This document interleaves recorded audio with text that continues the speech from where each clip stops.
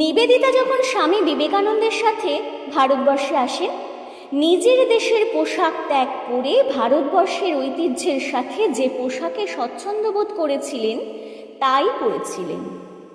Mother Teresa যখন ভারতবর্ষে এলেন, দুস্থ অসহায় অনাথ শিশুদের কোলে তুলে নিলেন। তিনি মাতৃরূপে ভারতের ঐতিহ্যের সাথে মানানসই পোশাক পরেছিলেন। আজও যে রূপ ঘরে ঘরে আমাদের প্রতি মনে পূজিত হয়। এই দুই বিদেশিনী নারীর পোশাক নিয়ে এতদিন আমরা ভাবিনি, বলা ভালো মাথাতেই আসেনি। ইন্দিরা গান্ধী থেকে সুষমা স্বরাজ নিজেদের দক্ষতা বিশ্বের দরবারে প্রমাণ করতে পোশাক পরিবর্তনের প্রয়োজন হয়নি। এই গুণী তেজস্বিনী নারীদের পোশাক নিয়ে কখনো কেউ আলোচনা করেনি, কারণ তাদের কাজের প্রতি নিষ্ঠাই ছিল তাদের পরিচয়।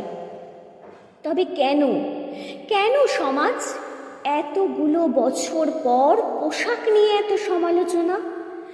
যে পোশাক দৃষ্টিকটু নয়, সে পোশাক দোষের কোথায়?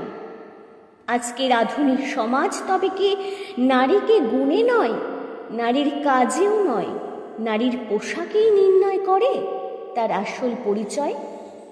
বলবেন জানি না, তা একেবারেই না। যদি তা নাই হয়, তবে কেন কেউ প্রশ্ন করিনি পুরুষের জন্য কেন এত কথা ওঠে না? ভারতের ঐতিহ্য রক্ষা করতে শার্ট প্যান্টের বদলে ধুতি পাঞ্জাবি কেন পরে না? জানি নেই এর উত্তর কোনো। এবার তো একটু বদলে নি, নারী নিজে যে পোশাকে স্বচ্ছন্দ বোধ করে তাই বেছে নিক। আমরা সমাজ নয়, এখন থেকে তার বা তাদের গুণ নিয়ে শুধু আলোচনা করি।